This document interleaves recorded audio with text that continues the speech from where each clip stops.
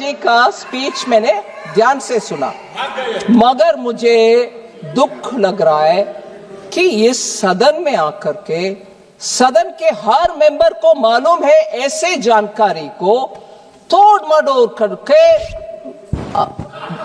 Untruth, एकदम गलत बयान।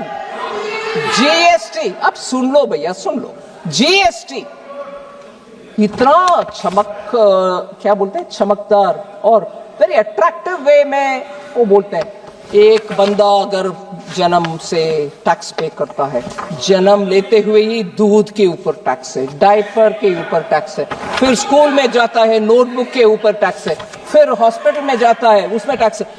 कहां से निकाल रहे हैं जी ये सब?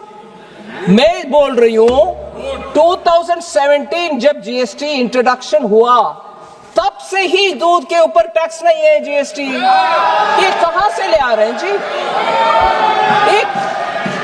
इस हाउस को I don't know if it is the right word, बेवकूफ बनाने के लिए उनका भाषण है। मिल्क के ऊपर कोई टैक्स नहीं है जीएसटी, एजुकेशन के ऊपर कोई टैक्स नहीं है, जीएसटी इफेक्टिवली एग्जेम्प्ट है, जीरो है। Pre school to higher secondary education ये सब जीएसटी से मुफ्त।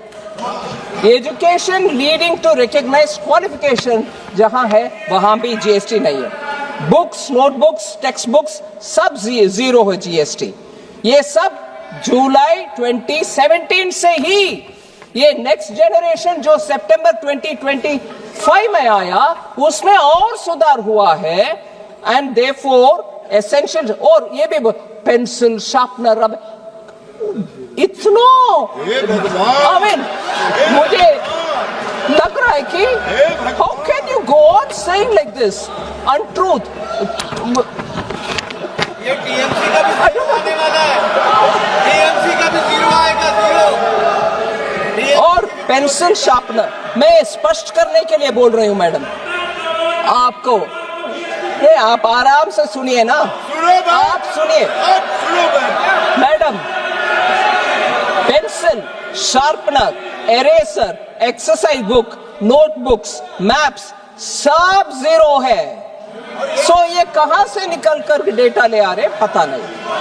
हेल्थ केयर सर्विसेज सितंबर 2025 से इधर बहुत चर्चा हुआ मानसून सेशन के समय, उसके बाद हेल्थ में मैं जीएसटी काउंसिल को धन्यवाद कहना चाह रही हूं, सभी मंत्रीगण उसमें सहमत थे।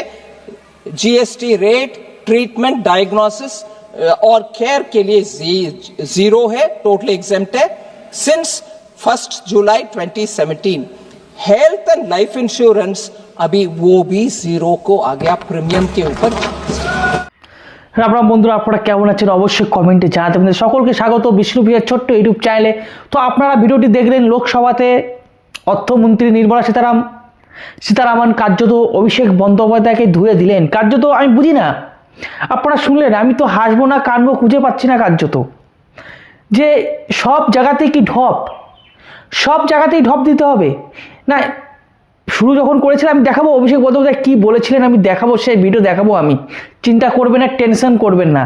কিন্তু সব জায়গা থেকে ঢপবাজি, যেভাবে জনসমক্ষে সভা করলে যেভাবে রাজনৈতিক বক্তৃতা রাখার সময় ঢপবাজি দেওয়া হয়, ঠিক লোকসভাতেও সেই একই ঢপবাজি। মানে উনি কি বলেছিলেন আমি একটু মুখে বলে দিই। উনি বলেছিলেন ভারতবর্ষে একটা শিশু জন্ম নিলেই তার ট্যাক্স শুরু হয়ে যায় এবং মরাকালীন অর্থাৎ মারা যাওয়ার পরেও বা মরার সময়তেও, মরে যাওয়ার সময়তেও ট্যাক্স দিতে হয়, এই কথা বলেছিলেন। এবং তিনি আরও বলেছিলেন যে দুধে ট্যাক্স লাগছে, তারপরে ওষুধে ট্যাক্স লাগছে, শিক্ষা খাতের ট্যাক্স লাগছে, মানে জিএসটি যেটাকে বোঝাচ্ছে সেই জিএসটির কথা বলছিলেন। কার্যত আমি দেখতে পেলাম যে অর্থমন্ত্রী নির্মলা সীতারামন কার্যত ধুয়ে দিলেন অভিষেক বন্দ্যোপাধ্যায়কে, যে শুধুমাত্র ঢপ ছাড়া কিছুই নয়। হয়তো মাননীয় অভিষেক বন্দ্যোপাধ্যায় জানতেন না 2017 সাল থেকে যে সময় জিএসটি লাগু হয়েছে তখন থেকেই এই আমল দুধ বলুন বা এই এডুকেশন বলুন, প্যাম্পাস বলুন, এই সবে কিন্তু কোনো জিএসটি কাটা হয় না, সেগুলোতে জিরো জিএসটি কাটা হয়। সেটা তো জানতেন না অভিষেক বন্দ্যোপাধ্যায়, তাই তিনি বলেছিলেন কার্যত। তার আগে শুনে নিন যে অভিষেক বন্দ্যোপাধ্যায় কি কি বলেছেন।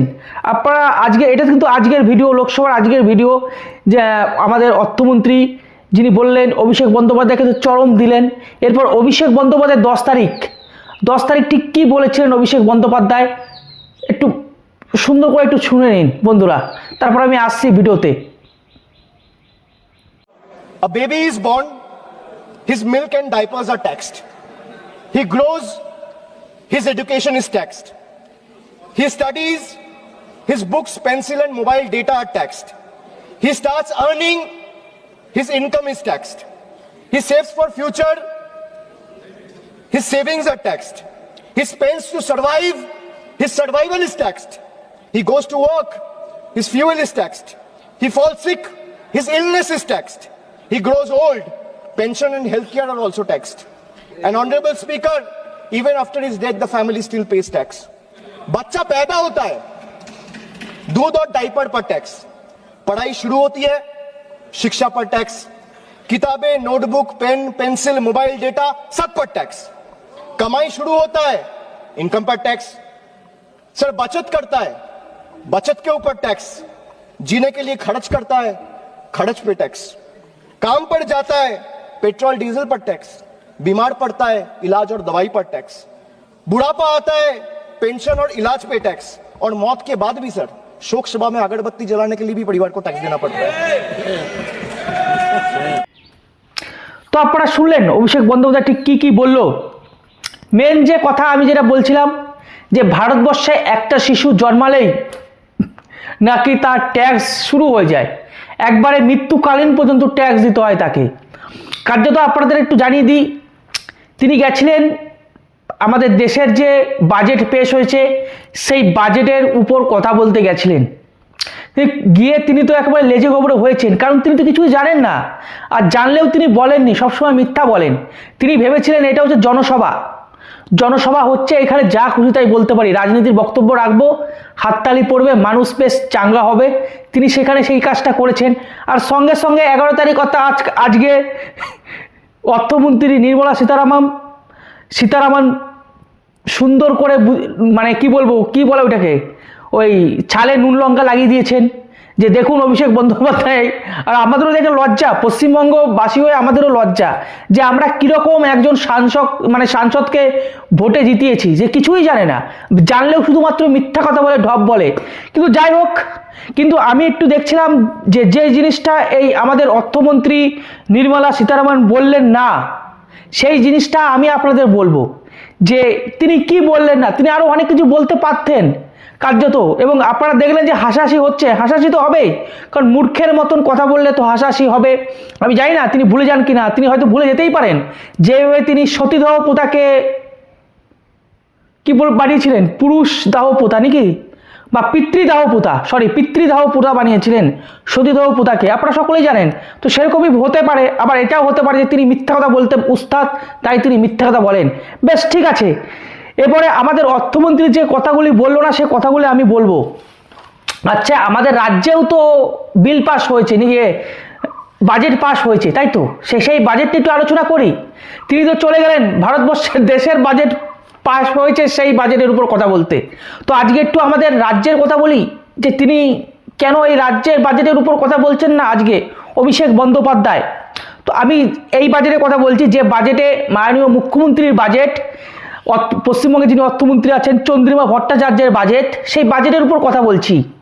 সেই বাজেটের উপর কথা যদি বলি, আমাদের পশ্চিমবঙ্গের সেখানে ধার কত টাকা লেখা রয়েছে, বলা হচ্ছে 7.662 লাখ কোটি টাকা। পশ্চিমবঙ্গের ধার কত কোটি টাকা? 7.62 লক্ষ কোটি টাকা ধার। আর যার পার্সেন্টেজ 6.5, মানে এই চলতি বছরে অর্থাৎ 2027 সালে 6.5% আরও বেড়ে যাবে, এবং সেই ধারটা গিয়ে দাঁড়াবে 8,15,891.25 কোটি টাকা। 25 কোটি টাকা। তো অভিষেক বন্দ্যোপাধ্যায় বাবু কি এগুলো কি বলতে পারবেন কলকাতার বুকে দাঁড়িয়ে যে আমাদের রাজ্যে যে বিল পাস হয়েছে সেই বিল পাসে দেখা যাচ্ছে পশ্চিমবঙ্গের যে ধার সেই ধার হচ্ছে 7.26 লক্ষ কোটি টাকা, এবং এই চলতি বছরে অনুমান করা হচ্ছে যে 6.5% হারে বৃদ্ধি পাচ্ছে এই ধার, এবং 2027 সালে এই ধার গিয়ে দাঁড়াবে 8,15,891.35 কোটি টাকা, হাজার কোটি টাকা। এটা কি তিনি বলতে পারবেন? অবশ্যই আপনারা কমেন্টে জানান। এরপরে আপনাদের আরেকটু আমি জানিয়ে দিই যে আমাদের 2021 সালে যখন জনগণনা হয়েছিল তখন পশ্চিমবঙ্গের মানুষ মানে জনসংখ্যা ছিল 9 কোটি, 2021 সালের কথা বলছি। এখন যেহেতু 2026 আর ধরে নিন 10 কোটি মানুষ আছে আমাদের পশ্চিমবঙ্গে। তো এবার আমি আপনাদের একটু বুঝাই যে 10 কোটি মানুষ আছে, তার মানে আমাদের এক একজনের মাথার উপর দাঁড়াচ্ছে কত হাজার টাকা, মানে কত টাকা করে ধার দাঁড়াচ্ছে পশ্চিমবঙ্গ রাজ্যে, কারণ ওই ধারটা তো আমাদেরকে শোধ করতে হবে। সেটা হচ্ছে 80,000 টাকা করে এক একজনের মাথার উপর দাঁড়াচ্ছে 80,000 টাকা করে দেনা। আমরা কিছুই জানি না, অথচ আমরা দেনা 80,000 টাকা করে। এবং যে জন্ম নিচ্ছে, যে বাচ্চাটা জন্ম নিচ্ছে, মানে ধরুন আজকে কোনো বাচ্চা জন্ম নিল, সেও কিন্তু কিছুই জানে না যে কে ধার করেছে, কে কি করেছে, কিন্তু তার মাথায় তার ঘাড়ের উপর চেপে যাচ্ছে 80,000 টাকা খালি। এটা কি বলতে পারবেন অভিষেক বন্দ্যোপাধ্যায় আমাদের রাজ্যে দাঁড়িয়ে যে আমাদের এই তৃণমূলের আমলে পশ্চিমবঙ্গে এত কোটি টাকা ধার, অর্থাৎ এই যে প্রায় একটি শিশু জন্মালে তার মাথার উপর 80,000 টাকা করে চাপছে এই ঋণ, এই ধার? অভিষেক বন্দ্যোপাধ্যায় কি বলতে পারবেন? তিনি চলে গেলেন আমাদের কেন্দ্রের যে বাজেট পেশ হচ্ছে সেই বাজেটের কথা বলতে, যেটা গিয়েও সেখানেও ঢপ দিলেন, কারণ যদি এত পরিমাণ ঢপ আর দেখা যায় না, সহ্য করা যায় না।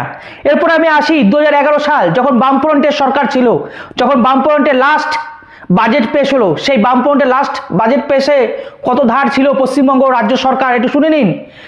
1.9 লক্ষ কোটি টাকা, 1.9 লক্ষ কোটি টাকা, মানে ওই 2 লক্ষ কোটি টাকার কাছাকাছি, 2 লক্ষ কোটি টাকার কাছাকাছি। ভাবুন 2011 সালে আমাদের পশ্চিমবঙ্গের ধারের সংখ্যা ছিল 2 লক্ষ কোটি টাকা, আর মাননীয় মুখ্যমন্ত্রীর আশীর্বাদে এই 15 বছরে পশ্চিমবঙ্গের ধার হয়েছে মানে 6 লক্ষ কোটি টাকা এক্সট্রা ধার হয়েছে পশ্চিমবঙ্গে, মানে আমাদের এই রাজ্যে মাননীয় মুখ্যমন্ত্রীর আশীর্বাদে।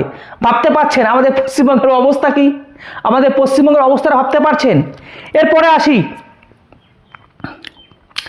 এবং এই যে বাজেট পেশ হয়েছিল আমাদের পশ্চিমবঙ্গের, অর্থাৎ যে চন্দ্রিমা ভট্টাচার্যের যে বাজেট, সেখানে প্রথমেই বলা হয়েছিল যে আমাদের পশ্চিমবঙ্গের রাজ্য থেকে যে জিডিপি কালেক্ট হয়, যে অর্থ আমরা লাভ করি, যে অর্থ আমরা উপার্জন করি, তার 38% চলে যায় ধার মেটাতে। ভাবুন, তার 38% চলে যায় এই ধার মেটাতে। তাহলে আমাদের পশ্চিমবঙ্গে দাঁড়িয়ে অভিষেক বন্দ্যোপাধ্যায়ের তো বলা উচিত যে পশ্চিমবঙ্গের অবস্থাটা কীরূপ, কীভাবে লাফিয়ে ধার বাড়ছে পশ্চিমবঙ্গের। শুধু যাচ্ছেন আর রিজার্ভ ব্যাংক থেকে টাকা ধার নিচ্ছেন আর চলে আসছেন, যাচ্ছেন টাকা ধার নিচ্ছেন আর চলে আসছেন, আর কেন্দ্রের বাজেটের উপর আপনারা প্রশ্ন করছেন, কথা বলছেন। অভিষেক বন্দ্যোপাধ্যায় এটা বলতে পারবেন যেভাবে তিনি রাজ্যে গিয়ে কেন্দ্রের যে বাজেট সেখানে গিয়ে বলছেন যে একটা শিশু জন্মানোর পর থেকেই কার্যত মরা পর্যন্ত ওটা ট্যাক্স দিতে হচ্ছে, যেটা পুরোপুরি ফাউতা একটা কথা। তো আমি এখন পশ্চিমবঙ্গের কথাই তুলে ধরছি যে আজকে অভিষেক বন্দ্যোপাধ্যায়কে প্রশ্ন করা উচিত যে আমাদের পশ্চিমবঙ্গের এই যে একটি শিশু জন্মালে তার মাথার উপর চেপে যাচ্ছে 80,000 টাকা, যে শিশুটা কিছুই জানে না, তো সেই দায়িত্বভার কার? সে দায়িত্বভার কার? এরপরে আমি আরও আসছি, এই যে আমাদের যে বাজেট পেশ হলো চন্দ্রিমা ভট্টাচার্যের যে বাজেট, সেখানে বিজ্ঞান খাতে কত টাকা খরচ করা হয়েছে জানেন আপনারা? বিজ্ঞান খাতে খরচা করা হয়েছে মাত্র 82 কোটি টাকা বছরে, মাত্র 82 কোটি টাকা বছরে। আর মাদ্রাসা উন্নয়নের খাতে খরচা করা হয়েছে 5,500 কোটি টাকা। ভাবতে পাচ্ছেন 5,500 কোটি টাকা। এবং আগের বছরে যে অর্থ বিল পেশ হয়েছিল, যে বাজেট পেশ হয়েছিল, সেখানেও ছিল প্রায় 5,000 কোটি টাকা। এবার আমার প্রশ্ন, এই যে মাদ্রাসার নামে যে টাকাটা বরাদ্দ করা হচ্ছে, এটা কি মাদ্রাসা উন্নয়নের কাজে লাগছে তো আদৌ? নাহলে টাকাটা যাচ্ছে কোথায় বলুন তো বন্ধুরা, আপনারাই বলুন যে কি উন্নত হয়েছে? মাদ্রাসাগুলোর কোনো উন্নত হয়েছে? আমার তো মনে হয় না, আমার মনে হয় না যে মাদ্রাসাগুলো কোনো উন্নত হয়েছে। শুধু লোক দেখানোর টাকা বরাদ্দ করা হয়েছে এখানটা। এই বছর যে বরাদ্দ করা হয়েছে 5,500 কোটি টাকা, ভাবতে পারছেন এই টাকাগুলো যায় কোথায়? এই টাকাগুলো যায় কোথায় আপনারা অবশ্যই কমেন্টে জানান। কিন্তু অভিষেক বন্দ্যোপাধ্যায়ের বুকের পাটা নেই কলকাতায় দাঁড়িয়ে এই সমস্ত কথা বলা, যে এই যে আমাদের পশ্চিমবঙ্গ রাজ্য আজকে ধারের দিক থেকে নাম্বার 1-এ রয়েছে কার্যত। বিহার, আমি আগের দিনে একটা ভিডিও বানিয়েছিলাম যে বিহার এবং আসাম, বিহারকে তো বলা হয় অউন্নত রাজ্য, বিহারকে বলা হয় অউন্নত রাজ্য, সেই রাজ্যেও এত ধার নেই। আমাদের পশ্চিমবঙ্গের এই 15 বছরে এত টাকা ধার করেছে, কেন ধার করেছে বলুন তো আপনারা অবশ্যই কমেন্টে জানান। নাকি শুধু ওই লক্ষ্মী ভাণ্ডার আর বেকার ভাতা দেওয়ার আগে মানে এতেই চলে যাচ্ছে টাকা, নাকি আরও টাকা এনারা ঠিক ওই গুছিয়ে টুচিয়ে নিচ্ছেন এবং এই লক্ষ্মী ভাণ্ডার এবং এই বেকার ভাতা দিয়ে জনসাধারণের মনটাকেও রাখছেন? আপনারা অবশ্যই কমেন্টে জানান। তো আপনাদের কি মনে হচ্ছে আপনারা অবশ্যই কমেন্টে জানান। তো ভালো থাকুন, সুস্থ থাকুন, রাম রাম, ভারত মাতা কি জয়, বন্দে মাতরম, জয় শ্রীরাম।